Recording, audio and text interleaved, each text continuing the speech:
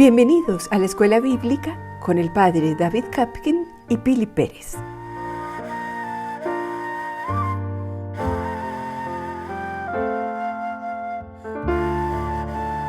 Hoy San Pablo nos va a hablar de cómo procurar el bien a los demás antes que el bien propio, de cómo procurar el bien a los demás para hacer que los otros se edifiquen.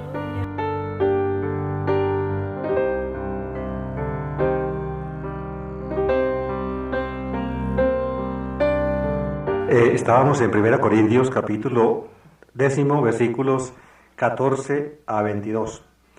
El apóstol Pablo había dicho que nosotros que entramos por la Eucaristía en comunión con Cristo, al beber de la copa con su sangre y al beber y al comer del pan con su cuerpo, y que de esa manera formamos un solo cuerpo con Él y con nuestros hermanos, nosotros pues no podemos entrar en comunión con los demonios, porque participar en los cultos idolátricos y comer pues de las carnes sacrificadas a los ídolos ciertamente es comer carne común y corriente, porque finalmente los ídolos no son nada, pero a través de los ídolos nosotros nos ponemos en comunicación con con realidades que en nuestra insensatez reemplazan a Dios.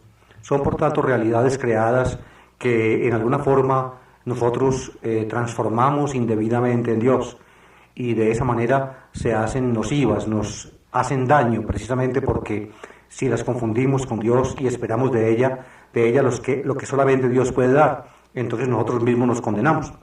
De esa manera pues la comunión con Cristo en la Eucaristía evita, o mejor dicho, excluye necesariamente la comunión con los demonios en los cultos idolátricos. De ahí que queda realmente para un cristiano en conciencia prohibida cualquiera comunión con los demonios, es decir, cualquier participación, directa en cultos idolátricos. Un cristiano tiene que dar testimonio de su fe, y si participa directamente en cultos idolátricos, entonces está prácticamente excluyendo lo que su propia fe le impone. Ahorita, en el texto que sigue, San Pablo entonces ya recuerda ese principio de la libertad completa y total que esgrimían los gnósticos de Corinto con un eslogan que ya él había mencionado por allá en el capítulo 5 o 6, si mal no recuerdo. Todo me es lícito. Estos engreídos y arrogantes conocedores de todo en Corinto, estos hombres que ciertamente, hombres y mujeres, porque en el capítulo 14 vamos a ver que también con las mujeres se presentaba un cierto problema, y posiblemente tiene que ver con este. En todo caso, sin adelantarnos todavía pues a eso, digamos que estas gentes de Corinto, que conocían muy bien la fe y que, no tenían miramientos con los débiles, con los que de la fe no sacaban las conclusiones que ellos podían sacar, esta gente decía, todo me es lícito, y de esa manera en el campo moral, por ejemplo, hacían excesos en el campo, del sexo, con prostitución, etcétera. Y también en el campo de la idolatría, miraban con cierto desparpajo las carnes sacrificadas a los ídolos, y sin miramientos, con la conciencia más débil de los otros, las comían, y de esa manera prácticamente se convertían en un impulso o en un aliciente para que otros, contra su conciencia, también las comieran. Todo me es lícito, decían. Pablo pues va ya realmente a tocar en forma más directa a esas personas que en Corinto causaban este problema, del cual pues se ha ocupado durante todo el capítulo 8 y también el capítulo 10. Lo vamos a tomar de la primera carta a los Corintios, capítulo 10, versículos 23 y siguientes.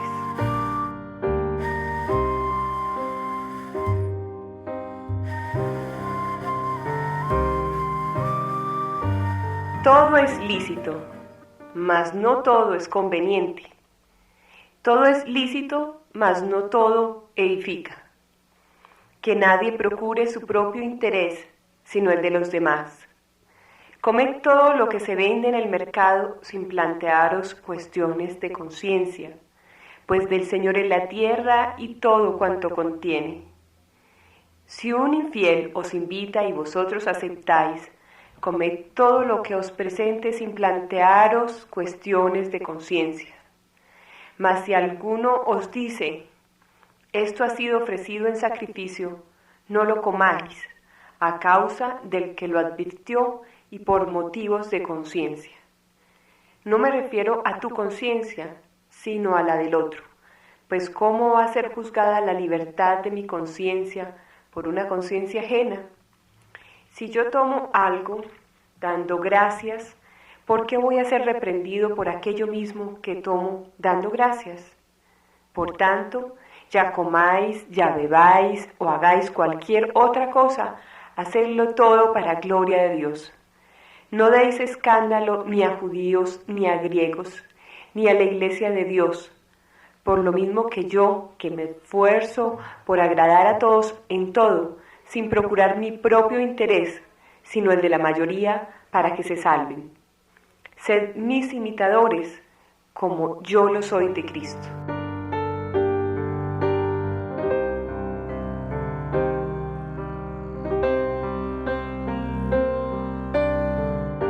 Lo que aquí escribe San Pablo es muy claro hasta la primera mitad del versículo 29.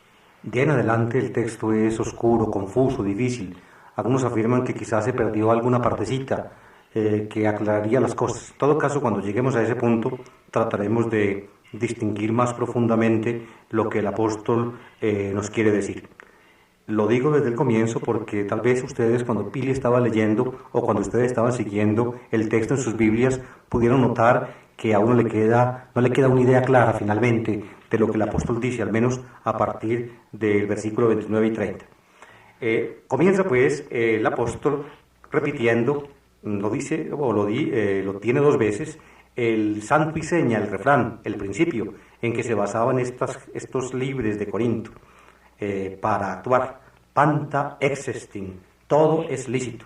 Era la afirmación, digamos, de su libertad. Como tenían el conocimiento, entonces ellos decían que eran, o tenían la sensación, diríamos así, de ser perfectos. Y por tanto no se sentían vinculados a ninguna norma moral, ni tampoco se sentían vinculados al respeto de la conciencia de los demás. Lo había dicho ya en el capítulo 6, versículo 12. Exactamente. Todo me es lícito, poniéndolo entre comillas, tal como lo decían ellos. Exactamente. Y en el versículo 6 agregaba el pronombre, todo me es lícito, pantami, con ese mi que significa para mí. Pantami existing, aquí lo dice sin el pronombre personal, es decir, lo dice panta existing, todo es lícito.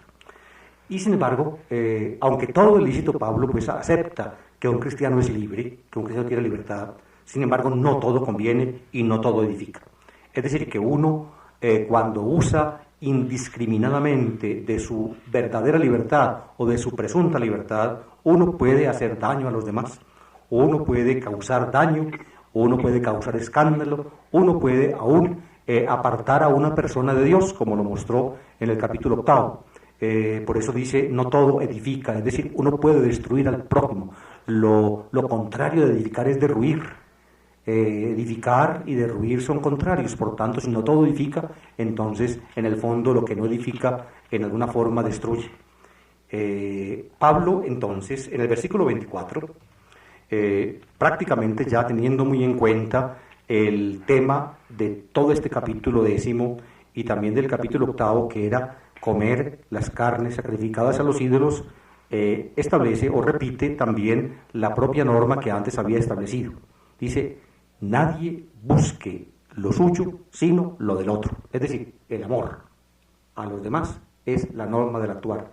Si yo, por ejemplo, como carnes sacrificadas a los ídolos y con eso le hago daño a otra persona que contra su conciencia se podría sentir autorizada a comerlo, aunque su conciencia se lo prohibiera, entonces yo estoy obrando mal, porque no tengo yo, digámoslo así, consideración con la conciencia de los otros. De esa manera, la norma del obrar en este campo, y pienso yo en cualquier campo de la vida cristiana, es finalmente el amor. No busques lo que es tuyo, sino lo de los demás. Miris to eaftu citito a la to tu etero, a la to etero. Es decir, no busques lo propio, sino lo del otro. Dice en Romanos capítulo 14, que también va a retomar el tema de la caridad con los débiles y de tener cuidado con el hermano. Dice dos frases hermosísimas. Una dice, en el 14:19 dice, procuremos por tanto lo que fomente la paz y la mutua edificación. Exactamente, sí. Y en el 15:2 dice que cada uno de nosotros trate de agradar a su prójimo para el bien, buscando su edificación. Sí, esa frase fue la que al comienzo del programa dijiste, ¿no es cierto, Pili? Presentando el programa de hoy.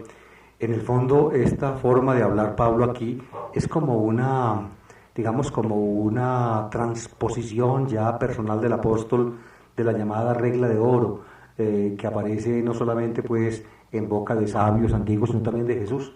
El Sermón de la Montaña, capítulo 7, no me recuerdo qué versículo, Jesús la dice en forma positiva, dice que haz a los demás lo que quieras que te hagan a ti mismo. O también se puede decir lo mismo en forma negativa. Creo que el libro de Tobías lo tiene en forma negativa. No hagas a los demás lo que no quieres que te hagan a ti mismo. Aquí Pablo dice, no te fijes en lo propio, sino en lo de los demás. Es más o menos diría yo, una formulación paulina de ese principio fundamental que, como les decía ahora, lo suelen llamar los estudiosos la regla de oro.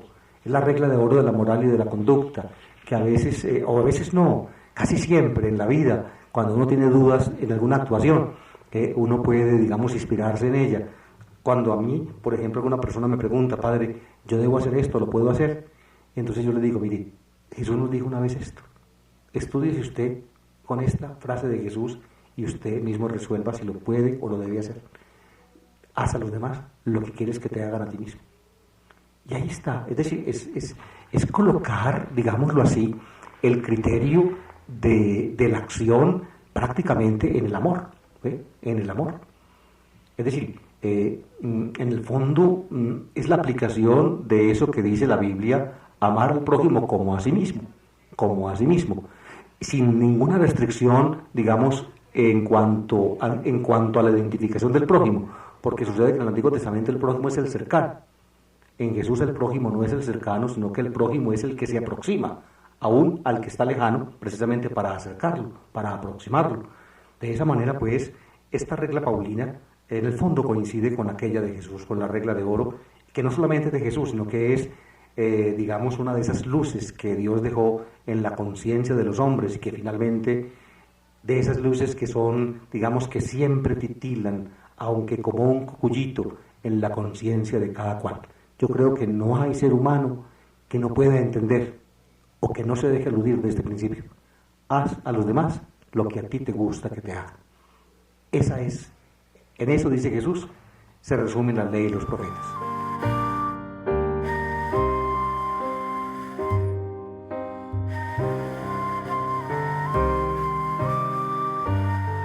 Padre, y seguidamente empieza Pablo a decir, coman todo lo que vendan en el mercado. A mí me parece tan bonita esta parte porque primero habla de que los ídolos no son nada, pero todo va encaminado como a hacer una catequesis a los débiles en un amoroso, pues con una forma amorosa de Pablo.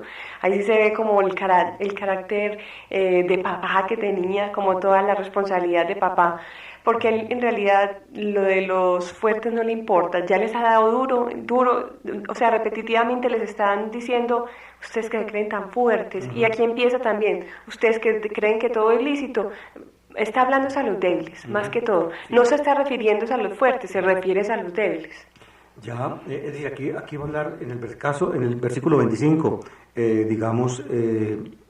expresa un caso que puede ocurrir, el comprar carne en el mercado. Como en el mercado vendían los restos de las carnes que sobraban, o los restos de las carnes ofrecidas a los ídolos, lo que no se consumía en el sacrificio y en el banquete, se acababan de venderlo al mercado. Entonces los cristianos podían comprar carnes que antes hubieran sido sacrificadas a los ídolos. Aquí toca sin darse cuenta necesariamente. Es decir, que no pregunten, lo que les dice aquí es que no pregunten, no se pongan a averiguar de dónde viene esa carne, simplemente cómprenla y cómansela sin averiguar más, por motivos de conciencia, es decir, compren lo que vendan, punto, eso es lo que él dice.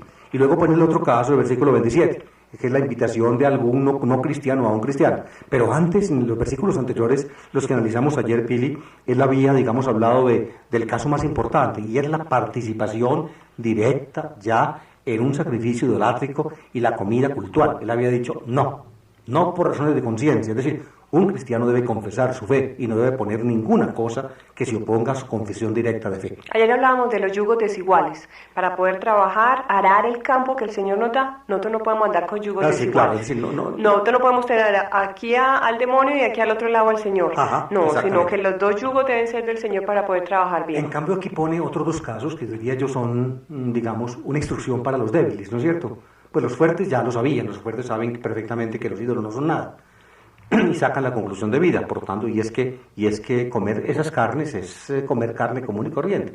Pero aquí les dice ya directamente a los débiles, les pone dos casos que a ellos les podían ocurrir en la vida cotidiana todos los días. Primero, el caso, digamos, de todas las mujeres cristianas que salían a mercar. Llegaban al mercado de la carnicería, maquello significa la carnicería, y encontraban vendiendo carne. Ahora, no se pongan pues a averiguar de dónde salió la carne que están vendiendo. Si la trajeron de un sacrificio al dios Mitra, si la trajeron del templo de fulano o de fulana. No, compren la carne que vendan y no averigüen más por motivos de conciencia. Es el primer caso. Y el segundo caso es, si alguien no cristiano te invita a ti como cristiano a su casa y te ofrece carne, come lo que te pongan, sin ponerte a averiguar de dónde salió esa carne. Pero hay un caso. Y ahí pone la restricción, pero más adelantico veremos la restricción. ¿Por qué no leemos, Pili, el texto y para... Desde el 25, dice Sí, así. claro. Comed todo lo que se vende en el mercado, Exactamente. sin plantearos cuestiones de conciencia, Ujú. pues del Señor es la tierra y todo cuanto contiene. Es muy lindo, es una palabra de un salmo, Salmo 24. el hermoso Salmo es. 24, del Señor la tierra y todo cuanto contiene. Es decir, la carne que venden en el mercado ofrecida a un ídolo es carne que es un beneficio de Dios, es un animalito de Dios, que Dios lo puso en el mundo precisamente para que sirviera a los seres humanos para su alimento. Por tanto, de Dios es la tierra y cuanto contiene. La carne, por más sacrificada que sea un ídolo, es carne común y corriente, porque finalmente el ídolo no es nada. Pero no solamente eso, Pili, sino que, ayer lo había dicho, a través del ídolo, digamos, el hombre religioso, el pagano, se unía con los demonios, porque él divinizaba las fuerzas naturales, las hacía como si fueran dioses y las hacía o las pensaba vivientes en los ídolos. Por tanto, en alguna forma, comer con intenciones, digamos, religiosas, carne sacrificada a los ídolos, significa ponerse uno en contacto con los demonios, establecer comunión con ellos, y ese contacto con los demonios excluye el contacto con Cristo, la comunión con Cristo. Pero fíjense, amables oyentes, es algo muy importante. Pues bien, podría ser que esta carne del mercado, de la cual Pablo dice, no averigüen más, cómprenla y cómansela porque del Señor es la tierra y cuanto contiene, puede que haya estado en un sacrificio idolátrico y por tanto haya sido ofrecida a los demonios. Pues fíjense, los demonios no tocan esa carne sigue siendo carne común y corriente, es decir, no queda maldita, ni queda embrujada, ni queda contaminada, porque se la ofrecieron a los demonios. Es decir, los demonios le hacen daño a uno si uno quiere ponerse en contacto con ellos. Pero si uno no quiere ponerse en contacto con ellos, uno puede comerse la carne sacrificada a ellos. Y esa carne no le hace ningún daño, no le hace ningún mal. ¿Y por qué? Porque es carne que creó el Señor. Es un animalito de Dios. Del Señor es la tierra y cuanto contiene. Yo pienso que en esto que podemos deducir nosotros inmediatamente del pensamiento de San Pablo, le quita, diría yo, al mundo, digamos, su embrujo maléfico. Pablo no acepta de ninguna manera que en el mundo haya un embrujo maléfico, que las fuerzas del mal contaminen la creación de Dios de tal manera que a uno por encima de su conciencia le hagan daño. Es decir, las fuerzas del mal me hacen daño a mí cuando yo me entrego a ellas, cuando yo les abro el campo, pero es que no son automáticas. No es que porque el animalito fue ofrecido a los ídolos ya está cargado de mal. Entonces si yo lo toco, entonces me hace daño. No es verdad, no es verdad, y Pablo aquí lo expresa explícitamente. Cómanse esa carne, que viene de los ídolos, pues que venga, no averigüen más. Si viene de allá, ¿qué? De Dios es la tierra y cuanto contiene. Es decir, es más importante el hecho de que Dios lo haya creado que el hecho de que los hombres lo hubieran ofrecido a un demonio. Es mucho más importante, es más de Dios que del demonio. Porque es del demonio, ¿por qué? Porque unos hombres con conciencia mala están confundiendo a Dios con una fuerza cósmica y están divinizando lo que no es Dios. Pero es obra de un hombre. En cambio, lo demás es obra de Dios. La naturaleza es obra de Él. Y por tanto las fuerzas del mal no pueden contaminar la naturaleza. no la pueden contaminar porque no son capaces de sobreponerse a la creación de Dios. Esto es muy importante y a pesar de que han pasado como 20 siglos, Pili, hay gente que sigue pensando así. Hay gente que dice que las piedras son malas, dice que los búhos son, que las lechuzas yo no sé qué maldad tienen, como si Dios no los hubiera creado las lechuzas. En fin, un montón de tonterías y estupideces por el estilo. A ver, a ver, yo te estoy, es que quisiera saber si te estoy entendiendo bien. Los demonios no le hacen nada a la persona si ella no le está infundiendo a ellos el poder. Exactamente, es que uno tiene que colocarse en manos de ellos para que ellos lo dominen a uno. Es decir, es uno el que les abre el campo. En otras palabras, el pecado es personal, el pecado pasa por mi libertad. Claro. Claro, pasa por mi libertad. Es decir, si yo soy el que decido si sí o si no. Claro, yo soy el que les abro el campo. Si yo no les abro el campo, eso no es automático. Es decir, no es que porque, digamos, cogieron una ovejita, la llevaron al culto del dios Mitra, la sacrificaron allí, se comieron el pedacito, el banquete cultico y sobró media oveja, la llevaron al mercado a vender. Pues claro, carne ofrecida a los ídolos. Carne mala. Pablo dice, cómprenla y cómansela, no averigüen más de dónde viene. Por tanto, pongamos, fue sacrificada al ídolo. Entonces, ¿está endemoniada esa carne? ¿Qué cuentas? El endemoniado es uno cuando se abre a ese poder. Cuando uno se entrega en manos del mal. Ahí sí, el endemoniado es uno, pero no la carne sacrificada. Oiga, yo le cuento cuentos. Le cuento cuentos para que sepamos.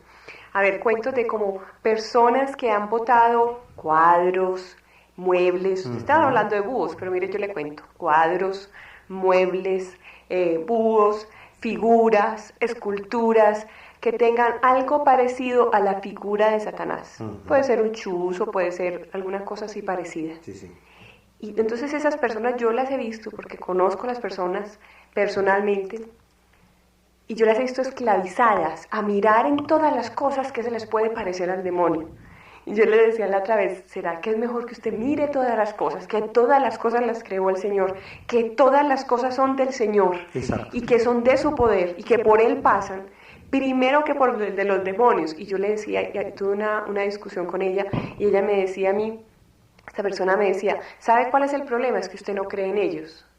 Y yo le ¿sabe qué? No creo que sea un problema, ¿sabe que esa es la solución? El no creer en ellos, porque tienen mucho menos poder que el que tiene el Señor, porque el que tiene el poder y el que tiene el dominio sobre todas las cosas de la tierra, es que en el Salmo 24 lo dice, todo lo que está en la tierra, todo lo que está en el mar, todo lo que está en el cielo, todo es de Él, sí, todo claro. Lo hizo Él. Pues, entonces ahí es, o sea, tú me decías búhos, piedras, de todo. Sí, aquí yo pienso que este texto de San Pablo, digamos, es iluminante para nosotros hoy en día en ese sentido, porque lamentablemente hay digámoslo así, hay movimientos cristianos muy honrados, muy hermosos, muy profundos, de gente realmente que ama a Dios con todo su corazón, con toda su alma.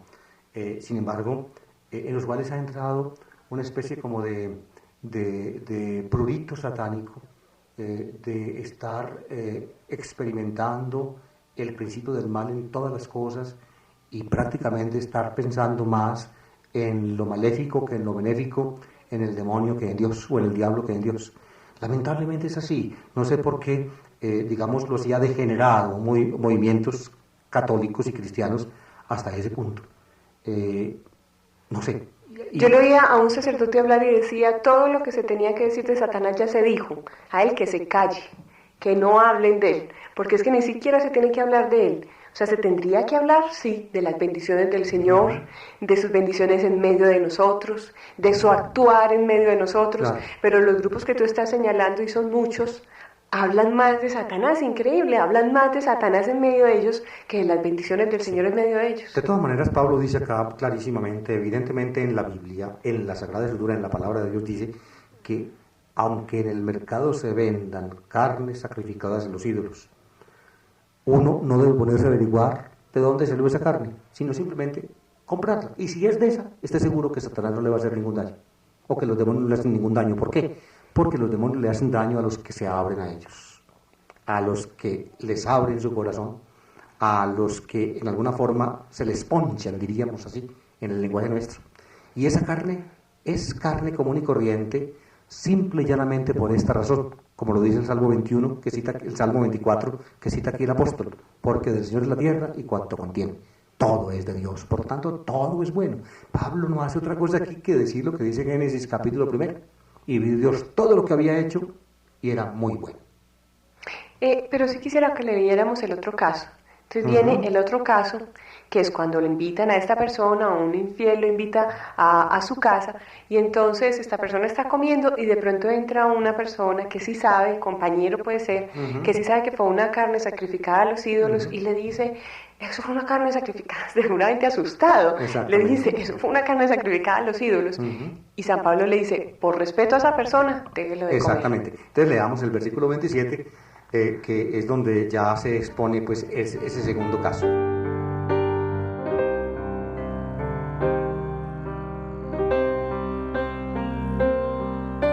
Si un infiel os invita y vosotros aceptáis, comed todo lo que os presente sin plantearos cuestiones de conciencia. Mas si alguien os dice, esto ha sido ofrecido en sacrificio, no lo comáis, a causa del que lo advirtió y por motivos de conciencia.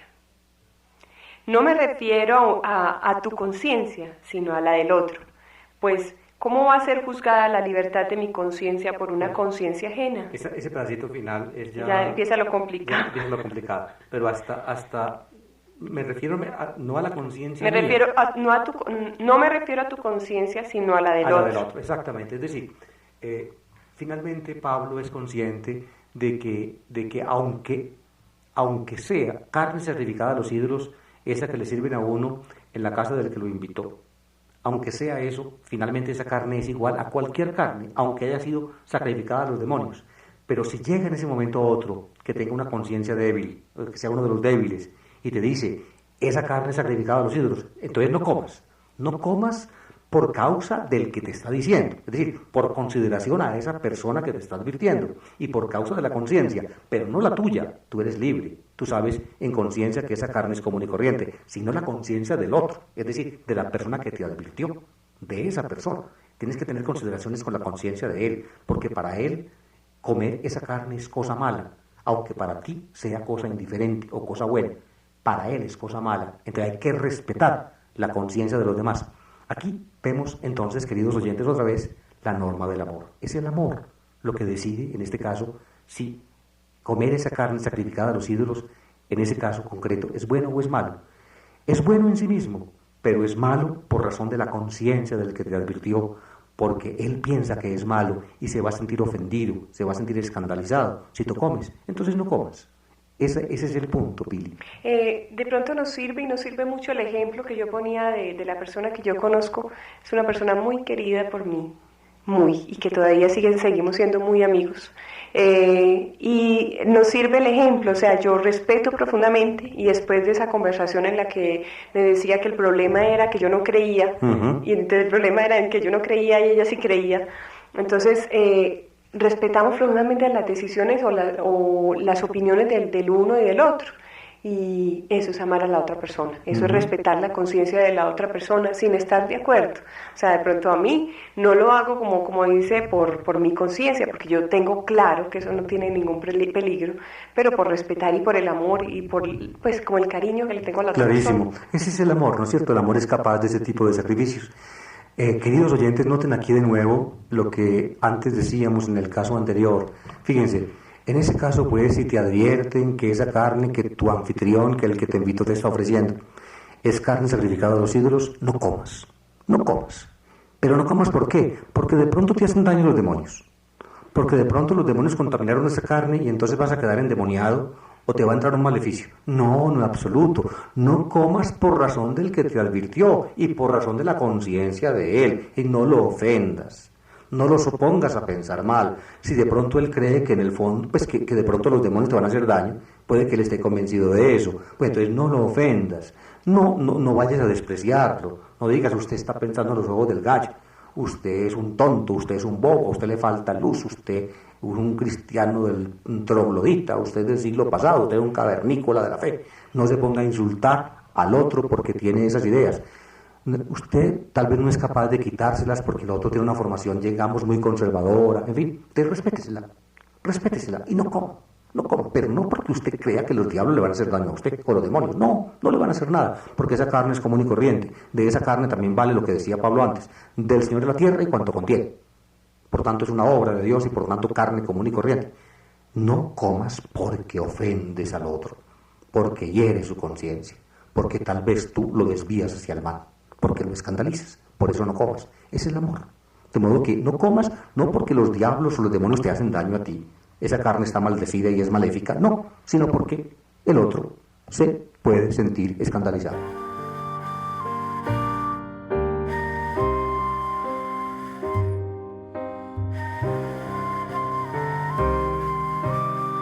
Hasta aquí, amables oyentes, se entiende todo lo que Pablo está diciendo, se entiende perfectamente. A partir de aquí se presentan interrogantes.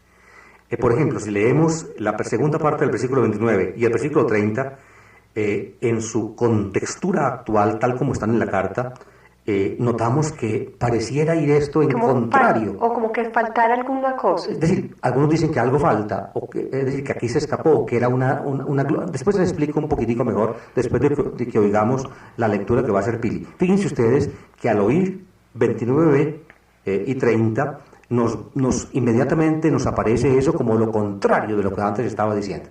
¿Cómo va a ser juzgada la libertad de mi conciencia por una conciencia ajena? Exacto, es decir, claro, yo como que pierdo mi libertad, es decir, si yo pienso eso, ahí no hay ningún diablo, yo me lo puedo comer, entonces ¿cómo mi libertad me va a ser juzgada por la conciencia del otro que si piensa que eso es maléfico y que me va a hacer daño? Es decir, mi libertad no puede ser juzgada por una conciencia ajena. Es decir, es lo contrario de lo que decía antes, porque antes decía, respeta la conciencia del otro, sacrifica tu libertad por el otro, sacrifícala. Y aquí dice, ¿cómo puede ser eso? ¿Cómo puedo sacrificar yo mi libertad por una conciencia ajena? Es decir, va en contravía de lo anterior. Es como si estuviera desmontando todo lo que dijo anteriormente. Está diciendo, no, o sea, coarte su libertad por la conciencia del otro, o sea, para que el otro no se sienta mal. Exactamente. Y ahora dice, ¿y por qué voy a coartar yo mi libertad por el otro? Exactamente, es decir, dice lo contrario de lo que decía antes. Y el 30 también, Pili, fíjate, verás.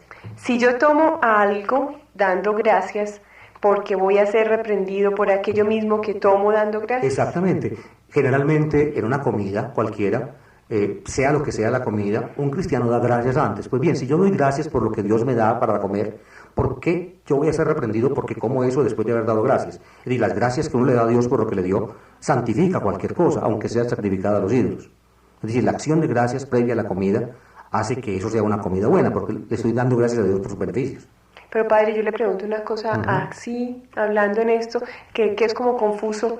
Es un poquito difícil compartir la vida con las personas que están pensando ese tipo de conciencia. Claro, sí, claro. O sea, yo le digo porque tengo personas muy cercanas. Y entonces, si las va a invitar uno a la casa y la casa tiene muchos búhos, por ejemplo, a mi esposo, a Fernando, le encantan los búhos y tiene una colección de búhos. Imagínese cómo va a ir esta persona a mi casa. Ya sé para no invitar a la mía, porque no es que yo tenga búhos en la casa, pero en el mango, en los palos de mango que hay junto a la... Hay mucho búho. Van dos currucutúes de noche, y yo lo siento ahí en la cama, cantando los currucutúes en los palitos de mango que hay afuera. A mí me encanta oírlos, porque al fin y al cabo, cuando uno oye los sonidos de la noche, uno como que se comunica con la naturaleza. A mí todo lo que la naturaleza me dice, me habla de Dios, ve, yo no sé por qué yo me siento aludido tanto por las realidades naturales. Entonces, sí me hago entender. Sí, claro. Entonces, de pronto yo entiendo un poquito a Pablo. Es confuso. O sea, yo puedo coartar mi libertad, pero hasta cierto punto. Porque si yo te voy a invitar a mi casa y tú te vas a sentir incómoda, le voy a utilizar un término que se utiliza ahí dentro de esas comunidades, y tu casa está contaminada. O sea, yo, por ejemplo, en mi casa, que se supone contaminada, me siento feliz. Y mi Señor está bendiciendo mi casa, mi hogar, mi esposo, mis hijas. Eso es lo que yo tengo en mi casa, pero para ella es un lugar contaminado. Enseguida después de contarles una especie como de chiste, porque a veces en este programa, para quitarle un poquitico de como les dijera, como de estiramiento, no es un programa dedito parado bíblico, pues de mucha erudición, sino para hacerlo accesible a ustedes. A veces se me ocurren chistecitos y a Pili también y los contamos. Dicen en Pili que en la iglesia hay dos clases de santos, ¿cierto? Vírgenes y mártires. ¿Cierto que sí? Sí. Vírgenes, ya sabemos quién son, ¿no es cierto? Y mártires son los que martirizan los vírgenes.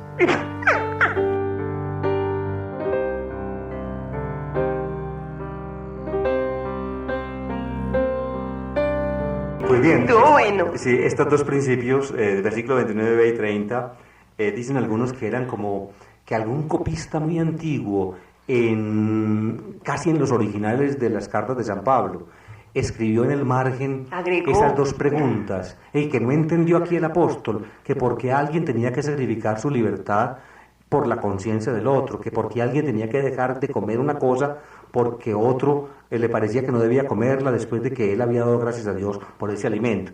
De modo que dicen algunos que alguien escribió eso en la margen y que luego entró en la carta. Dicen algunos, sin embargo, esto no es de ninguna manera se puede probar. En todo caso, estos dos versículos aparecen desde el comienzo en las copias de las cartas de San Pablo. Otros dicen que San Pablo mismo está tomando, digamos, sin advertir, es decir, sin explícitamente anotar en su carta una objeción con lo que trae, contra lo que él mismo decía. Es decir, él decía, hay que sacrificar la libertad por amor. Si el otro se escandaliza, no comas. Listo, él decía eso. Entonces él mismo introduce como una objeción, o dos objeciones, al principio que está diciendo, de que prima el amor sobre la libertad, que el amor prima sobre que uno tiene que respetar la conciencia del otro hasta el punto que tiene que ser capaz de sacrificar las posibilidades de uno para respetar al otro.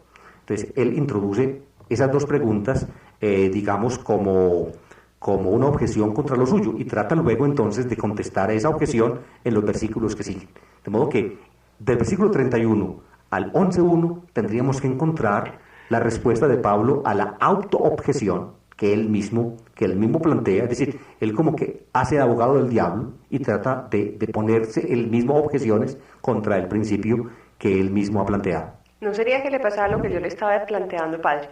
Situaciones en las cuales era tan complicado, sí, claro, compartir, tan complicado como llevar o sea, como tan complicado poder coartar mi libertad hasta ese punto, que él se dijo, pues algo hay que hablar de eso. Es decir, no queriendo yo aquí hacer de abogado del diablo contra San Pablo, pongamos el caso de San Pedro en Antioquía. Pedro era de comunidad cristiana, digamos, de Jerusalén, judío.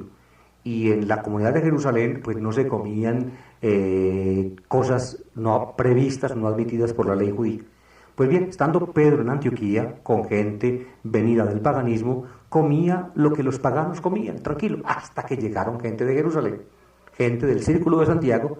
Y entonces cuando llegaron allá, Pedro se retiró de la compañía de los paganos para no ofender la conciencia de los judíos que venían de Jerusalén. Eso es lo que está diciendo Pablo. En el fondo hizo algo parecido a lo que estaba diciendo Pablo aquí, y sin embargo Pablo en ese momento no lo entiende. Pablo dice, usted está simulando, usted está siendo hipócrita, usted hace por detrás, cuando no lo ven, una cosa y por delante la otra. En el fondo, uno puede ver en ese caso realmente la razón que acompañó a Pedro, que es la misma en el fondo que Pablo está estatuyendo aquí. Pero en ese momento Pablo no comprende a Pedro y le pega un regaño, un repelo en público, como dice él. Ustedes ven aquí, amables oyentes, en este caso, entre Pedro y Pablo, eso está en Gálatas 2, no me recuerdo qué versículo, ese incidente de Antioquía, capítulo 2 de Gálatas. Uno puede ver aquí, digámoslo así, en el fondo, el carácter, digamos, no agresivo, ¿no? Sino el carácter, digamos, vivo de Pablo, ese carácter apasionado de Pablo, que le reclama a Pedro porque Pedro, digamos, en alguna forma se adaptó a las circunstancias, pero al adaptarse a las circunstancias, para no escandalizar a unos, según Pablo, estaba escandalizando a los otros. Gálatas 2:11. Exactamente. Ya en 31 y siguientes, como decía yo, pues Pablo sigue su tema. Y parece, aquí tenemos nosotros que buscar pues la respuesta a esas dos objeciones que él mismo plantea. ¿Por qué no leemos, Pili, esos dos últimos pedacitos? Dice, por tanto, ya comáis, ya bebáis o hagáis cualquier otra cosa, hacedlo todo para gloria de Dios. Claro, como en una de las objeciones se decía que había que por qué iba a dejar él la comida por la cual había dado gracias a Dios. Entonces Pablo acepta eso, dice, cualquier cosa que hagáis, comáis o bebáis, pues hacedlo para gloria de Dios, es decir, dar gracias a Dios siempre por todo lo que hacéis, ¿no es cierto? Y luego ya sí, en el 32 ya empieza a notarse un poco se insinúa la respuesta. No deis escándalo ni a judíos, ni a griegos, ni a la iglesia de Dios. Exactamente, no deis escándalo, es decir, Pablo insiste en lo que había dicho antes, si eso escandaliza a tu hermano, no comáis, no por tu conciencia, no por la conciencia del otro. Aquí vuelve a repetir, es decir, vuelve a insistir, a pesar de las dos objeciones, en los versículos 29 y 30, vuelve a decir eso, no deis escándalo, no lo ofendáis, no actuéis contra la conciencia del otro. Dice, y para terminar dice, lo mismo que yo, Ujú. que me esfuerzo por agradar a todos en todo, sin procurar mi propio interés, sino el de la mayoría, Exactamente. para que se salven. Exactamente. Pablo dice, por tanto, que él también se adaptaba, que él tenía que ceder mucho de su libertad, que cuando estaba con los judíos era como un judío, cuando estaba con los gentiles era como un gentil. Es decir, que cumplía la ley judía en sus preceptos alimenticios cuando estaba con judíos, pero cuando estaba con gentiles comía carne de cerdos y se les servían tranquilamente, como si nada fuera.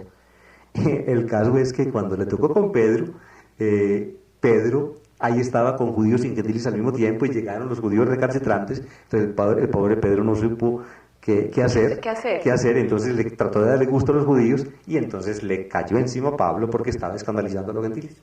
Pero Pablo está hablando de la mayoría. Sí, claro, está hablando, a la mayoría. a ver, está hablando de que usted tiene que respetar a la mayoría. La mayoría. Una especie como de dato democrático. Fíjate, aquí en este punto, en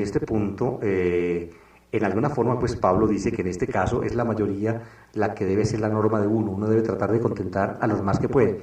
Y esto es una buena norma pastoral, pienso yo, Pili. Es decir, uno debe estar siempre con la verdad y adaptarse cuando debe adaptarse. Hay cosas que uno puede ceder, pero cuando uno debe adaptarse, adáptese. Pero adáptese para agradar ¿a quién? A la mayoría. Eso es democracia. En el fondo, democracia es el derecho de la mayoría, respetando el de las minorías también, pero finalmente el que se debe imponer es el de la mayoría, y respetando el de las minorías. Es una cosa sabia la que dice aquí el apóstol, versículo 30. Y dice en el versículo 11, en el versículo primero del capítulo 11, porque no sé por qué lo divide así, lo divide por el tema, ¿cierto? No tanto Pablo, es que la división no la hizo él, la división la hicieron después cuando se pasaron... Cuando se pasó la Biblia. Exactamente, sí, ya la división no es de Pablo. Si Pablo era dividido, entonces hubiera puesto capítulo 10 todavía este pedacito. Entonces dice en el capítulo 11, versículo 1, sed mis imitadores, como yo lo soy de Cristo. Exactamente, es decir, esa objeción que antes se presentó de que por qué tengo que dejar yo mi libertad por la conciencia del otro, Pablo dice, pues yo también lo hago, yo lo he hecho mucho, yo trato de contentar a la mayoría, con los judíos soy judío, con los gentiles soy gentil, entonces, y cuando me toca decidirme, me decido para darle razón en lo que puedo hacer a los más y no a los menos. Entonces, hagan ustedes, sean imitadores míos como yo soy de Cristo. Es decir, Pablo mismo desvirtúa esa doble objeción que él coloca en los versículos 29 y 30. Sed imitadores míos como lo soy yo de Cristo. Finalmente, pues, Pablo se coloca, digamos, como un intermediario entre sus fieles, los corintios, y Jesucristo. Está Jesucristo en la mitad Pablo y luego los fieles. De esa manera, aunque nos parezca un poco extraño, sin embargo así es, el apóstol es un mediador entre Jesucristo y los fieles. Por eso, nada raro que luego la Iglesia hubiera desarrollado la teología de la Iglesia y la teología del ministerio en el sentido de la mediación, cosa que nuestros hermanos separados, de todos los evangélicos, no entienden. De los santos. Así, claro, la mediación y de los ministros. Por ejemplo, uno como ministro es en alguna forma mediador entre Cristo cabeza y los miembros del cuerpo de la Iglesia. Ese principio ya se insinúa también en alguna forma en la carta de los Efesios. Aquí está en su núcleo paulino, en su semilla paulina. Sed imitadores míos como soy yo de Cristo. Es decir, está Cristo. Entre Cristo y los fieles está el apóstol. El apóstol imita a Cristo y entonces los cristianos imitan al apóstol. Es decir, la imagen del apóstol deben grabársela los cristianos, porque a través de la imagen del apóstol que ellos se graban la que el apóstol tiene en sí grabada de Cristo mismo.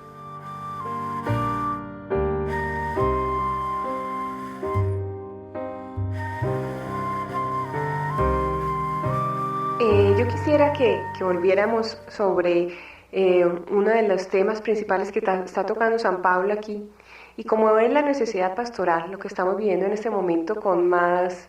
no es que sea más común, no digamos eso porque qué tal que fuera tan común ese sentido de que el demonio está en todas las cosas y que el demonio posee a todas las personas.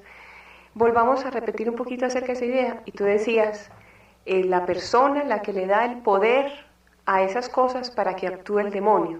Por eso a la persona que sabe que eso no vale nada y que los demonios no tienen ningún poder, no le hace nada. Mira, Pili, yo solamente pongo un caso práctico. Muchas veces las personas que más se preocupan de estar poseídas por el demonio, de estar en alguna forma pues demonizadas o endiabladas, son gente buena, gente digamos piadosa, gente que se preocupa de leer la palabra de Dios, aún gente que pertenece a grupos de oración. Esa gente es la que, perdónenme la palabra, se van psicoseando en forma tal que ellas mismas, digamos, psicológicamente se van convirtiendo en instrumentos y víctimas del mal. Pero a mí lo que me da tristeza, padre, hablemos bien claro, es que estas personas tan hermosas, con unas ganas de amar, dejarse amar del Señor, que esa fue su intención primera, Claro, o sea, al entrar a un grupo de oración que era lo que querían, amar al Señor, encontrarse con su palabra, que su vida se llenara de sentido. ¿Y cómo es posible que eso degeneró en lo otro, no es cierto? Eso es lo triste del acontecimiento. Entonces, estas personas que estaban con esa intención degeneran en una vida sin sentido, una vida perseguida, una vida paranoica. ¿Cómo pueden llegar a ese punto? En cambio, Pili, existe lo extraño. Gentes, por ejemplo, que dedican su vida al mal, digamos sicarios. Eso no se les ha ocurrido jamás pensar que están poseídos del demonio. Gentes que matan por dinero, gentes que conculcan la dignidad de los demás, gentes que no tienen ningún principio moral en su vida. Jamás se les ocurre. Y yo les pregunto honradamente, amables oyentes, ¿dónde están las fuerzas del mal? Era una buena señora que tal vez a veces por razones de tipo psíquico le vienen malos pensamientos, aún blasfemias internas, en fin, pero que es una persona buena, ha luchado por su hogar toda una vida, ha criado a sus hijos, ora, tiene una conciencia delicadísima, es decir, se siente, está muy unida a Dios. ¿Dónde estarán las fuerzas del mal? ¿En ella o en el sicario? Ella las experimenta, en cambio el otro no. Pero ¿dónde están realmente? ¿Dónde están realmente? Contestemos la pregunta. Yo creo que la respuesta es obvia. Entonces, ¿qué es lo que sucede? Yo pienso que en esa persona delicada de conciencia, de fe, que siente en sí las fuerzas del mal y que se va psicoseando en ese sentido, y que prácticamente todo lo ve a través de un lente satánico, en esa persona lo que hay es un problema psicológico, fundamentalmente psicológico. No es un problema moral, sino psicológico, y también de una inteligencia torcida de lo religioso, de una falta de equilibrio en las verdades de la fe. A esa persona le hace falta, es débil, diría yo, es débil, en el sentido paulino que hemos estudiado aquí en Corintios. Le hace falta, por tanto, una palabra de consuelo interior. Le hace falta una asesoría, digamos, de alguien que en nombre del Señor la consuele, que la convenza de que Dios la ama, de que le aumente su estima interior a raíz de la gracia del Señor que le ha sido dada. A esa persona le hace falta eso, y pienso yo entonces que los que en alguna forma tenemos dirección pastoral en la iglesia, tenemos que tener un corazón abierto y una palabra, digamos, de consuelo, de ánimo, de estímulo, de aliciente para ese tipo de personas que, precisamente por razones de fe, sufren una especie de infierno que no tendrían nunca que sufrir cuando se sienten víctimas del mal sin serlo realmente. A mí me parece, padre, y nosotros lo hemos experimentado, incluso nosotros dos, lo hemos experimentado cuando las personas se nos acercan y nos hablan de esto. A mí sinceramente me da es como un dolor interior. Yo digo, ¿cómo puede vivir una persona una vida así? O sea, a mí me gustaría como que ella supiera como todo el amor que el Señor me ha manifestado, todo su cariño, como qué poderle enseñar a esa persona, pero dedicarle un rato, un buen rato.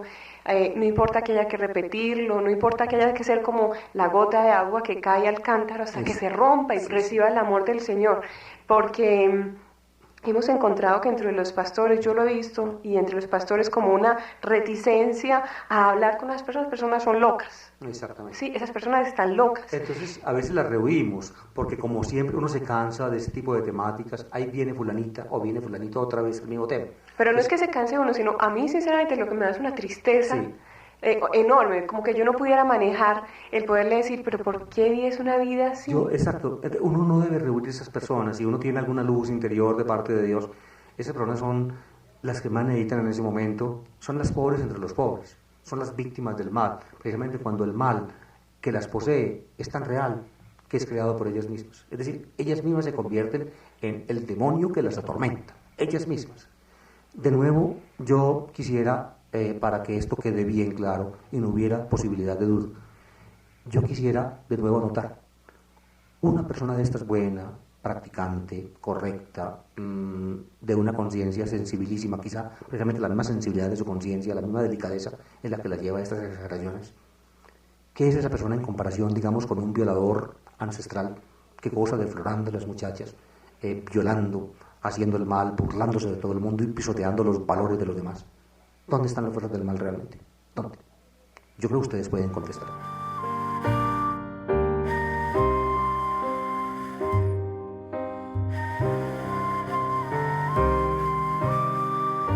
Volvemos a decir como empezamos al principio, tenemos que tener en cuenta primero a los demás, primero a la mayoría y amar a las personas débiles. Que el Señor los bendiga, que los abrace su amor tierno, cariñoso y compasivo.